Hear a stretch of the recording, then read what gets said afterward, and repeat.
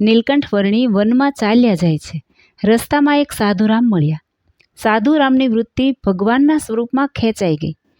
એક નજરે સામે જુએ છે. કેટલા રૂપાળા અને કરુણામય છે. વાણીમાં અમૃત ઝરે છે. આવા યોગીરાજ મેં ક્યાંય જોયા નથી. હૃદયમાં શાંતિ થઈ ગઈ. પ્રભુને પગે લાગ્યા ત્યારે ભગવાન પૂછે છે, સાધુરામ, આ ઘોર જંગલમાં કેટલે સુધી જાઓ છો? સાધુરામ કહે, મારે હિમાલય તરફ જવું છે, પણ રસ્તો ભૂલી ગયો છું. પણ તમે નાની વયમાં કેમ વનમાં ફરો છો? પ્રભુ બોલ્યા, અમે તમારા જેવા માર્ગ ભૂલેલાને માર્ગ બતાવવા ફરીએ છીએ. પ્રભુએ પૂછ્યું, સાધુરામ, તમારું નામ શું છે? મારું નામ મોહનદાસ છે. ચાલો હિમાલયનો રસ્તો બતાવું. બેય થયા ચાલતા. મોહનદાસ કેવા નસીબદાર! ભગવાન ભેળા ચાલવા મળ્યું. દર્શન થયા. મોહનદાસ પવિત્ર હૃદયના હતા. અંતરમાં જગતની કોઈ કામના નહીં, પણ ક્યારેક જગતના સારા પદાર્થમાં તેમનું મન ખેંચાતું પણ ખરું. ભગવાન પાસે એક સરસ પાણી પીવાની કઠારી છે. તેમાં મોહ થયો કે કઠારી બહુ સરસ છે. તેથી વારંવાર કઠારીને મોહનદાસ જોયા જ કરે. આગળ જતાં નદી આવી. શેવાળવાળા પથરા ચીકણા હતા. મોહનદાસ કહે છે, બાલાયોગી, સંભાળીને ચાલજો. પથરા ઉપર લીલી શેવાળ જામી ગઈ છે. પગ લપસશે તો કઠારી તૂટી જશે. ધીરે ધીરે સામે કાંઠે પહોંચી ગયા. પ્રભુએ કઠારીને જોરથી પથરા ઉપર પછાડી. કઠારી તૂટી ગઈ. મોહનદાસનો મોહ તોડવા કઠારી તોડી નાખી. મોહનદાસનો જીવ અધ્ધર ચડી ગયો. જોરથી બોલ્યો, બાલાયોગી, આ તમે શું કર્યું? કેવી સરસ રૂપાળી કઠારીને ભાંગી નાખી. ભગવાને સરસ જવાબ આપ્યો, કઠારી તો તૂટી, તેની સાથે તમારો મોહ પણ તૂટ્યો. તમે આ લોકની માયામાંથી છૂટશો ક્યારે? તમે વારંવાર કઠારીને જ જોતા હતા. ભગવાન સાક્ષાત મળ્યા છે, છતાં ભગવાનના સ્વરૂપમાં વૃત્તિ રાખવાને બદલે આ લોકના પદાર્થમાં આવો મોહ રાખશો તો આ લોકમાંથી છૂટશો ક્યારે? મોહનદાસ સમજી ગયા કે આ યોગીરાજ સાધારણ માણસ નથી, પણ સાક્ષાત પરમેશ્વર છે. વનમાં ચાલતા સુંદર મજાના ઝાડ આવ્યા. જાંબુ જેવા ફળ લટકે છે. તે જોઈને પ્રભુ માંડ્યા જમવા. તે જોઈને મોહનદાસ પણ જમવા જાય છે. ત્યાં ભગવાને કહ્યું, મોહનદાસ, ફળ ઝેરી છે, ખાશો તો મરી જાશો, નાખી દો. મોહનદાસે તરત નાખી દીધા.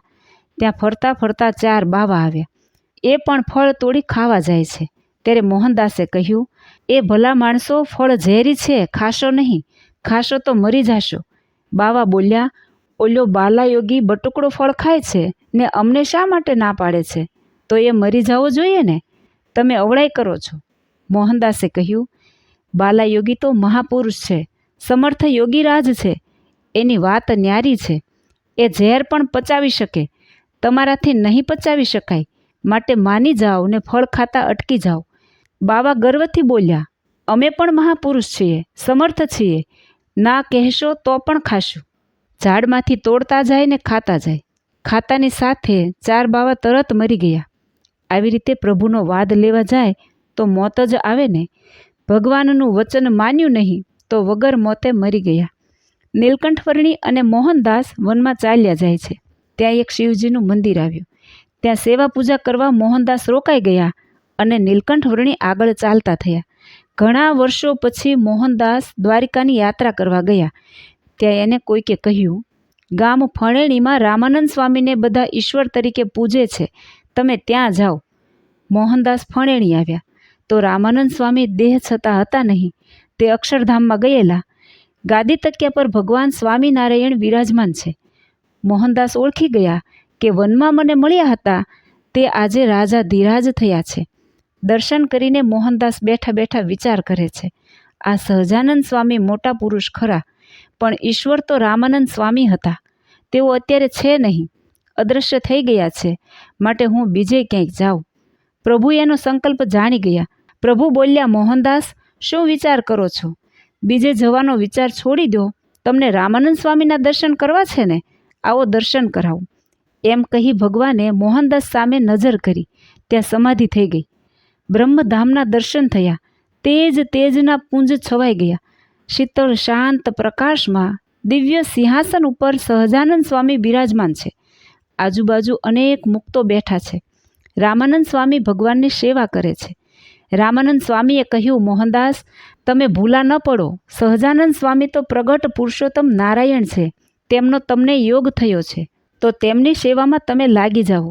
મારા જેવા તો કેટલાય એમની સેવામાં રહે છે. પછી મોહનદાસ સમાધિમાંથી જાગ્યા અને પ્રભુના ચરણમાં સાષ્ટાંગ દંડવત પ્રણામ કરી 2 હાથ જોડી બોલ્યા, પ્રભુ, આજથી તમારે શરણે છું, મને દીક્ષા આપો. દ્રઢ નિશ્ચય થઈ ગયો. સ્વામિનારાયણ ભગવાને દીક્ષા આપી નામ રાખ્યું વ્રજાનંદ સ્વામી. જય શ્રી સ્વામિનારાયણ.